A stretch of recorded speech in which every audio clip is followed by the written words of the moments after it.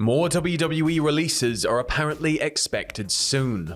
We have a big update regarding Bret Hart's contract status, and a major change, a shocking change, has been made to a WrestleMania Backlash match. Find out all about it in a bit. So as we said, we covered it last night as they were happening. We talked about it again this morning with the reasons behind it. But apparently, according to Dave Meltzer, reacting to last night's releases on Wrestling Observer Radio, he said that more WWE releases could be on their way very soon. What did he have to say about it? He said there were 10 last night, and there's people in the company who think that's not it. In the sense they've heard rumblings about more. It's not what you want to be hearing. No. Like, it's, again, we mentioned in the previous video that there was quite a few and some of them were shocking. Yeah. And the fact that the company is looking to maybe cut some more talent, it could be NXT, could be main roster. I mean, in the past 2 years, April releases happen. You know, it's not unknown that they do happen in this time of year. And the investors' call is coming up this Thursday. So there could be more. Yeah, there could be more on the horizon. It's just, you know, morale is an incredibly important thing. And every single time this happens, it just brings into question, like, how must you feel sitting there if you're not somebody who is, you know, safe in your head? If you're looking at it going, well, maybe, I don't know, maybe what are my chances? Like, it's got to be hard to go to work and continue to go on TV and like smile and you know, work. Actually give it your all, because it's like you're constantly under fear that it could be your last day at work. Yeah, the hammer could just come down and that's it. And I don't think you don't really get that in any other employment but wrestling. Yeah, like it's you don't go to work going, oh, I'm gonna get a phone call being like, budget cut, sorry. Yeah, because it's sometimes it's not even you, like you haven't done anything. The company just don't have anything for you.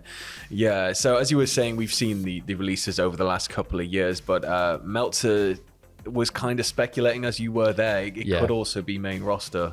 But apparently he said there's definitely people on the main roster that you could see being cut. I guess the idea is to do it before the investors call. I don't know, but that seems like the idea. It is something they, as you said, they tend to do to boost those numbers. They boost the numbers, makes it look better. They release their dividends to their shareholders and go, look how much money we're making. For you. Yeah. But when right before we recorded, I was looking at the roster, and it's already quite slim. Yeah, like, and especially SmackDown. I think, look, we went through an unprecedented time, and we were very we were kind of unaware of it, I guess, because it just became the norm. But for the longest time, WWE was the only game in town. So when you had that, they got to a point where they were ballooning so much that, I think they do very much need a more svelte roster in terms of, you know, they need it to be quite sprightly, quite small, so that it's not unwieldy. But at the same time, you know, you have enough TV time, I feel, to be able to get this out there. And you seem to have great relationships with partners. You seem to be able to, you know, add stuff to your online services that maybe you could be doing more with.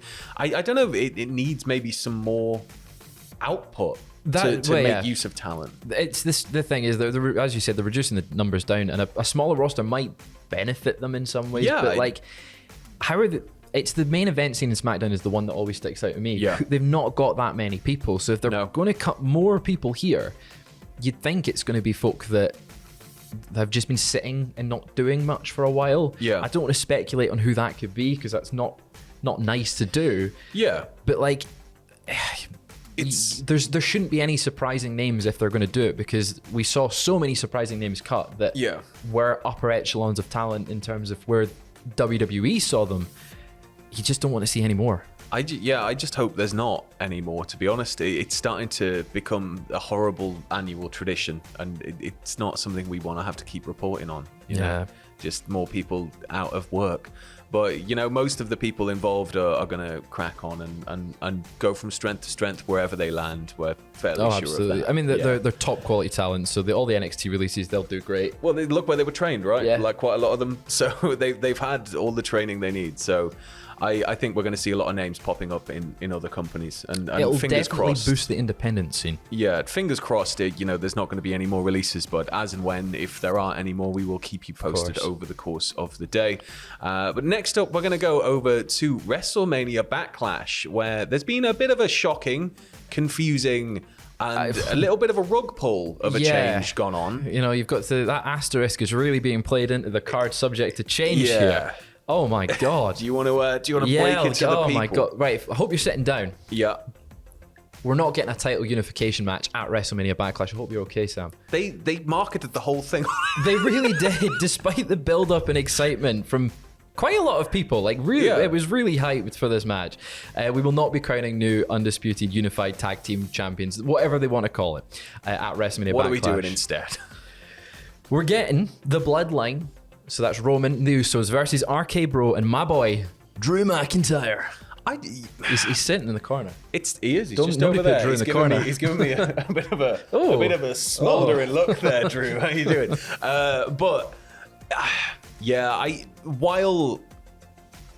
While it's still, you're going to see the same people involved, and it's like added value.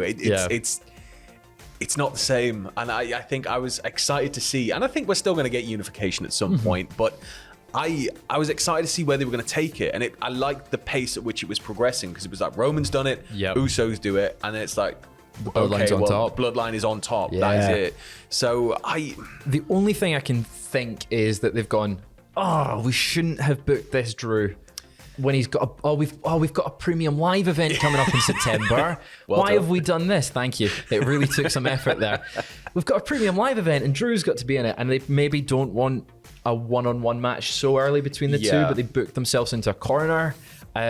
What happened on SmackDown, though, that we saw a contract signing for the tag title match. So right up until the sort of last minute, they were going, this is happening. We're signing the contract. Lol, nope. Yeah. That's all for this week, week, the rug folks. out. Roman Reigns came down and sort of attacked RK Bro with the Usos. They ripped up the contract and stuffed it into Riddle's mouth. And then it was later seen Drew came running to the ring to make the save, because he's like, what a legend, what a lad. He's just a good guy. Did you see the reaction to Roman last night in London? Oh my God. Roman was almost babyface. Pretty much. It was Bizarro land. He was loving it. Like he was happy with the chants and everything. So maybe that's the plan, is turn him. It's got to happen eventually. Yeah, he's got to. I think he's got to get rid of The Rock first. Oh yeah, dispatch The Rock, get rid of him. But the following SmackDown, we saw a little package between Paul Heyman and Adam Pearce, where Paul Heyman was demanding make it a winner-take-all match. So it was a 3-on-3 tag team match. We're getting the match, but they're not doing the winner-take-all. Oh, maybe they could announce that on the show.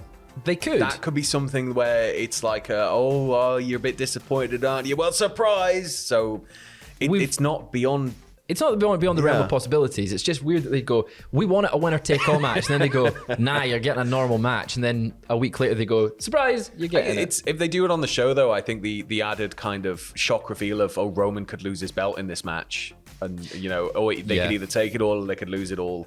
I think there's only one way it would end. But I guess it would allow Drew and Roman to have that match and then have Drew not lose to Roman. Yeah, and they can interact in a way where maybe they're not getting full-blown, interaction, but there's going to be some good moments between them. Yeah, it'll be a really good match because all the guys in that are going to knock it out of the park. Yeah. And what a main event. RK Bro, Usos, Drew and Roman. Yeah, I think that while it is a bit of a rug pull, I'm kind of putting my little tinfoil hat on and hoping that they are going to reveal it on the show. It's, as he said, though, card subject to change, and I know card subject to change, but when you're really drilling it home, like you'd think the main events are the ones where, those are locked in. If it's like, your opening match actually is going to be this instead tonight because somebody is ill, like you'd be like, okay, but if it's like your main event tonight's actually going to be, it's like, Does a non-title match scream premium live event?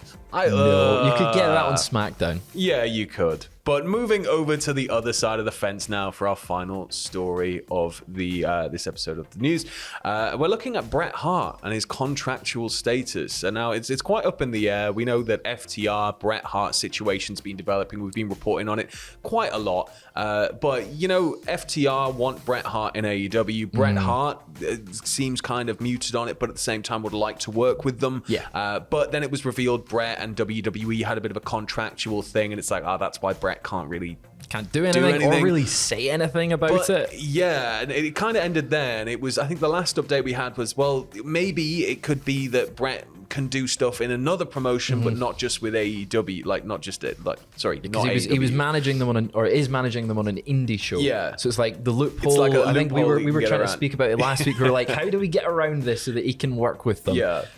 So it looks like there might be a different type of deal on the table. Yeah, so Bret has said that his only deal with WWE is a merchandising deal and not like anything else. So AEW were apparently under the impression that he couldn't appear for them due to his deal with WWE, and the sources don't know whether Hart could legally appear on an AEW broadcast or not. Yeah, but AEW have in the past believed that he wasn't legally available to them. He did make an appearance at the first Double or Nothing. Yeah, that was way back in 2019. Yeah, unveiling the title, and that was a moment where it was like, oh, I could see Bret here, like in some sort of backstage capacity. It's a strange one that Bret, after all these years, would be stuck in WWE. It's so typical that when there's a competitor again, he's back with the irony of it all. Yeah. Oh god. But yeah, it looks like a merchandising deal is interesting wording because we know he's in the video games. Yeah. He's got merch. But a merchandising deal doesn't mean that he has to appear on programming. Yeah, so it might be that they've just got to do some scooping through all of the contractual language and see if there is any way. Because if there's even a small loophole, you've just got to make sure you can just grab it, tear it open, and Bret can jump through. Yeah. And that's it. But, it would make sense for him to be in Vegas for the Owen Hart Tournament Finals. But as was noted, as of last week, it didn't look like it was going to be happening. And Dr. Martha Hart is going to be present at the show. So there will be a Hart there. There is going to be just have some random guy appear with a mask on, El Bretto, El Harto, and then have him appear instead of Bret Hart if they can't have the legal loophole. Yeah. But interesting, a merchandising deal. Jake the Snake Roberts is in WWE 2K22, so it'd be interesting whether it's a similar instance as that. And I don't know whether that was with 2K or whether it was with WWE. When it comes to merchandising deals, does that include things like, not that they really produce them anymore, but the DVD sets? Because apparently in the past they did want to produce something that was quite negative about Bret, and that's why Bret initially sort of mended fences with the company in order to have that nixed. Not have that Ultimate Warrior So DVD. it's like, could we maybe see some pettiness come from it? Maybe, maybe not. I think that we've moved maybe beyond that realm. You would hope so. You would hope so. I mean, it's Bret. Bret, he should be able to go where he wants to go now. Like, he's been through enough. After the FTR tribute match, basically, it was the best of Bret and Owen, essentially what they did on Dynamite. And it was like, I don't know if you watched the match. I've not seen it yet. Oh, it was fantastic. It was truly their best match, in my opinion. The singles guys. Yeah. But it was great to see them, and I've got so much to catch up on. I just want Bret there, just to raise their hands, just be for like, that moment. well done, guys, well done. You're the new nice. Hart Foundation. Yeah, their gear was Bret Hart. Yeah, they've done it before though, and it's awesome. But yep, that was it for your second slice of weekend wrestling news. If there's any more, we may be back later with some updates on any developing situations. But thank you all for watching. Have a great weekend. We'll catch you next time. See you soon.